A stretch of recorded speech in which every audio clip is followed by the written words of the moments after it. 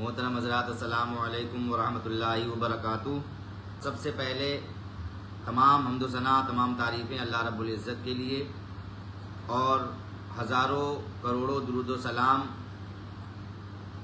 ہم سب کے آقا رحمت عالم نور مجسم سرور کائنات جناب محمد مصطفیٰ صلی اللہ تعالی علیہ وسلم کی بارگاہ میں تمام ناظرین کرام کو عید الاضحیٰ بہت بہت مبارک ہو۔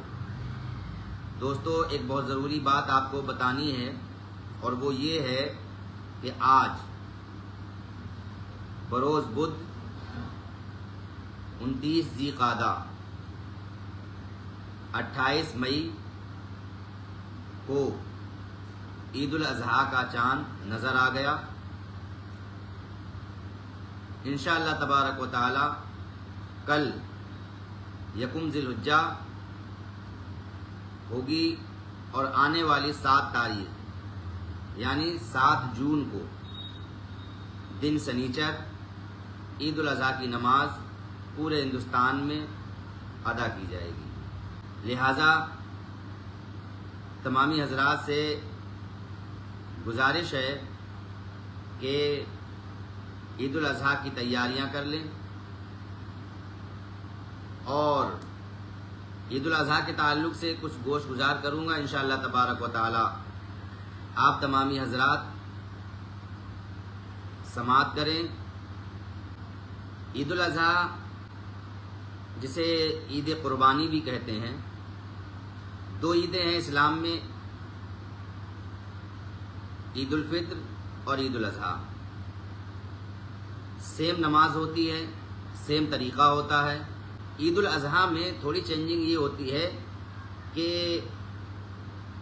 یہاں پر قربانی کا سلسلہ چلتا ہے، اور وہ 3 دن تک رہتا ہے، اور اس میں کچھ اضافہ تکبیرات کا ہوتا ہے، جو کہ تکبیرات تشریق کہی جاتی ہیں۔ 9ویں کی فجر سے لے کر کے 13ویں کی عصر تک یہ سلسلہ چلتا ہے۔ ہر فرض نماز کے بعد بآواز بلند اللہ اکبر لا الہ الا اللہ واللہ اکبر وللہ الحمد تکبیرات تشریق کہی جاتی ہیں۔ اور عید الاضحیٰ میں جو کام مختلف ہوتا ہے وہ ہوتا ہے قربانی۔ اب قربانی صاحب نصاب پر واجب ہے، جو صاحب استطاعت ہیں، جنہیں اللہ تبارک و تعالی نے استطاعت دی ہے، صاحب نصاب ہیں، ان پر قربانی واجب ہوتی ہے۔ اور عید الاضحیٰ میں جیسا کہ بتایا جاتا ہے، اور آپ تمامی حضرات کو پتہ بھی ہوگا، کہ اللہ رب العزت کے نزدیک قربانی کے دنوں میں سب سے پسندیدہ عمل ہے قربانی کرنا۔ آپ چاہیں جتنا پیسہ مال خرچہ کر دیں، لیکن اللہ کے نزدیک سب سے پسندیدہ عمل ہے قربانی کرنا۔ اگر آپ کی حیثیت ہے تو آپ کو ضرور قربانی کرنا چاہیے۔ اب حیثیت کا معنی اور مطلب کیا ہے؟ حیثیت کا معنی اور مطلب یہ ہے کہ ہر وہ آدمی جس کے پاس 52.5 تولہ چاندی اور 7.5 تولہ سونا ہو، 52.5 تولہ چاندی کا مالک ہو یا 7.5 تولہ سونا کا مالک ہو۔ اب صاحب نصاب قربانی کرتا ہے، ہر وہ آدمی صاحب نصاب ہے جس کے پاس 52.5 تولہ چاندی، 7.5 تولہ سونا ہے، یا پھر اس کی قیمت اس کے پاس ہے، یعنی کہ وہ خرید سکتا ہے اگر خریدنا چاہے تو۔ اور یہ حاجت اصلیہ کے علاوہ ہیں اس کے پاس۔ اب گھر میں 4 اگر صاحب نصاب ہیں تو 4 پر قربانی واجب ہے۔ ہمارے یہاں عموماً ہوتا یہ ہے کہ ہم نے قربانی کو ایک کے ذمے کر دیا ہے۔ گھر میں 4 لوگ صاحب نصاب ہیں، لیکن صاحب نصاب وہ قربانی نہیں کرتے، صرف ایک بندہ قربانی کرا دیتا ہے کہ بھائی اس نے کرا دیا بس ہو گیا۔ نہیں، ایسا نہیں ہے۔ قربانی ہر صاحب نصاب پر واجب ہے۔ اگر عورت صاحب نصاب ہے، اگر اولاد صاحب نصاب ہے تو اولاد پر، اور اگر شوہر صاحب نصاب ہے تو شوہر پر، یعنی جو بھی صاحب نصاب ہوگا۔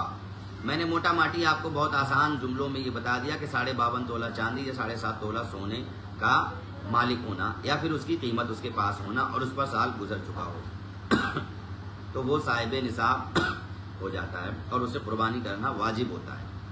ہر صاحب نصاب کے لیے واجب ہے کہ اللہ کے راہ میں ایک جانور خریدنا جو ہمیں بتائے گئے، جو ہمارے لیے حلال ہیں، ان جانوروں کی قربانی کرنا۔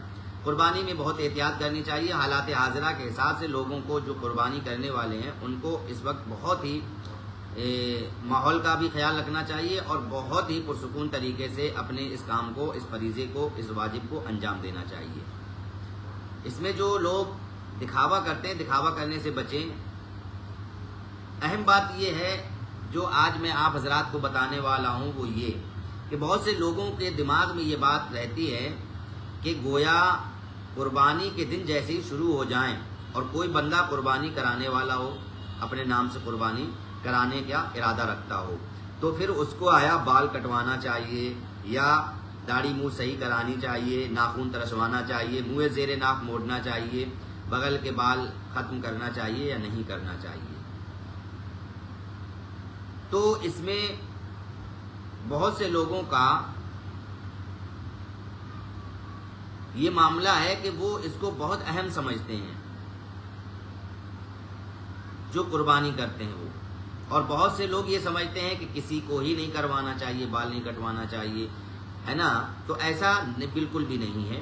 ایسا ان کے لیے ہے جو قربانی کرانے والے ہوں، بہتر ہے ان کے لیے. اور یہ ایک مستحسن اور مستحب عمل ہے، اچھا عمل ہے. اگر ایسا کرے تو وہ اچھا رہے گا اور زیادہ ثواب پائے گا وہ.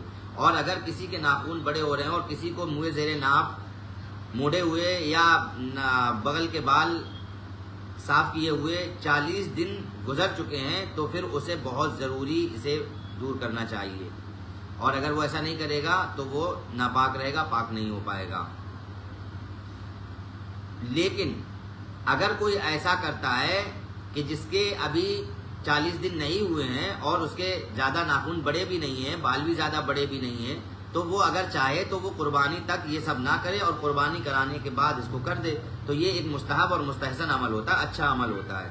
اس کو فرض سمجھنا، واجب سمجھنا اور اس سے یہ سمجھنا کہ اس سے قربانی میں کوئی فرق آئے گا یا قربانی نہیں ہوگی یا قربانی گڑبڑ ہو جائے گی، تو یہ بالکل بھی نہیں ہے. قربانی ہو جائے گی، قربانی بالکل درست ہوگی، کوئی دقت نہیں ہوگی.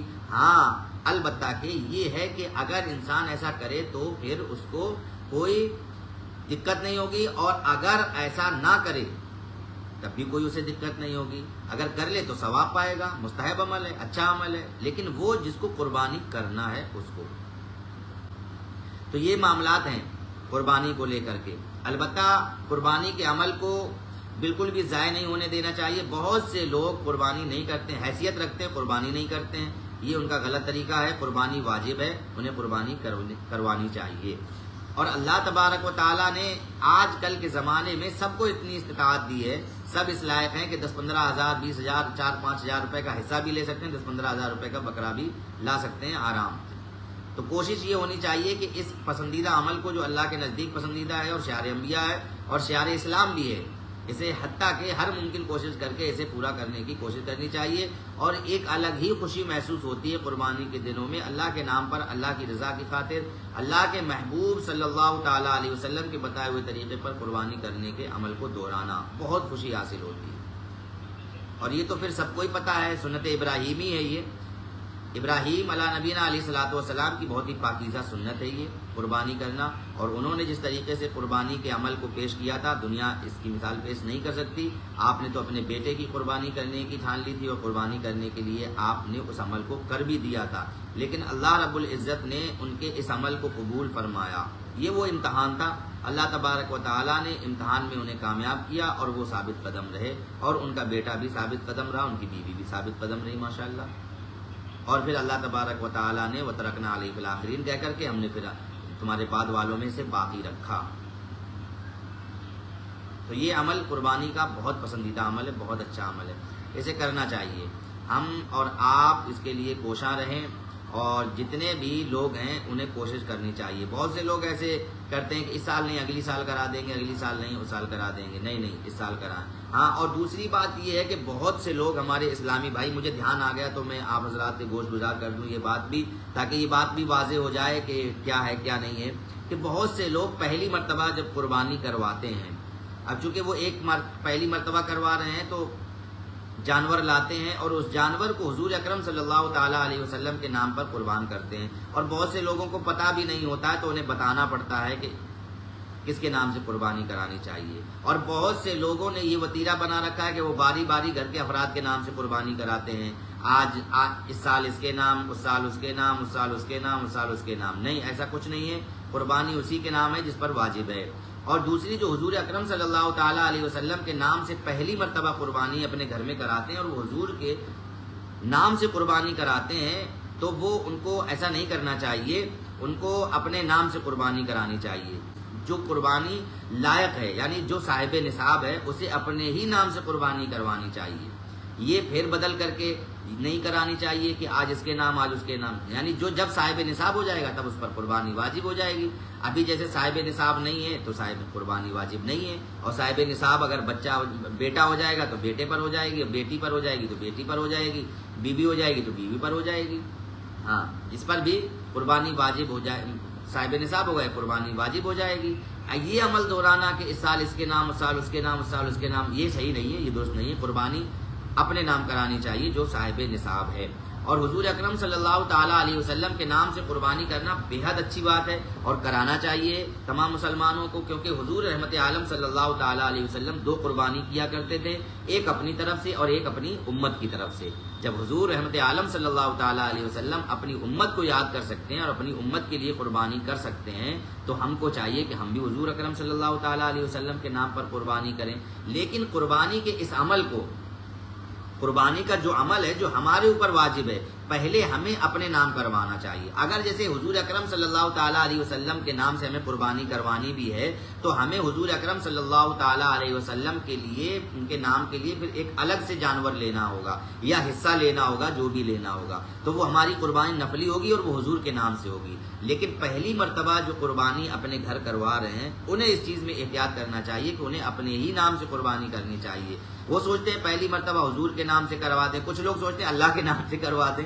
بڑی بڑی عجیب باتیں سننے کو ملتی ہیں. تو یہ سب ایسا نہیں ہونا چاہیے. یہ کم علمی کی وجہ سے ایسا ہوتا ہے، لوگوں میں پھیلی ہوئی ہیں یہ باتیں، تو ایسا ہوتا ہے. حالانکہ ایسا نہیں ہونا چاہیے. حضور اکرم صلی اللہ تعالیٰ علیہ وسلم کے نام سے اگر کسی کو قربانی کروانی ہو تو پہلے اپنے نام کی کروائے، پھر حضور اکرم صلی اللہ تعالیٰ علیہ وسلم کے نام کی قربانی کروائے.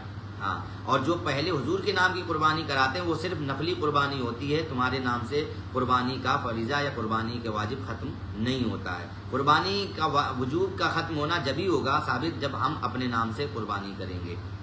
تو انشاءاللہ تبارک و تعالیٰ بہت حد تک آپ لوگوں کے بات سمجھ آئی ہوگی. عام طور پر لوگ زیادہ سے زیادہ قربانی کی طرف اٹریکٹ ہوں، لوگ زیادہ سے زیادہ قربانی کی طرف آئیں اور قربانی کو عمل سمجھتے ہوئے شریعت کا اس کو پورا کرنے کی کوشش کریں. یہ بہت ضروری عمل ہے، جس پر واجب ہے اسے قربانی ہر حال میں کرنا چاہیے. اور ویسے بھی ہم سالانہ اگر بچے کا برتھ ڈے تک کرتے ہیں، یہ دیکھا جا رہا ہے، یہ بڑا المیہ ہے مسلمانوں کے اندر. ایک بچے کی پیدائش کا برتھ ڈے کرتے ہیں جبکہ برتھ ڈے ہماری شریعت میں کہیں سے کہیں تک نہیں ہے، تو 20,000 روپیہ کا خرچہ کر دیتے ہیں. اور جب قربانی کا موقع آتا ہے تو کہتے ہیں ہم صاحب نصاب ہی نہیں ہیں، ہمارے پاس یہ سب ہے ہی نہیں، تو ہم کیوں قربان کریں.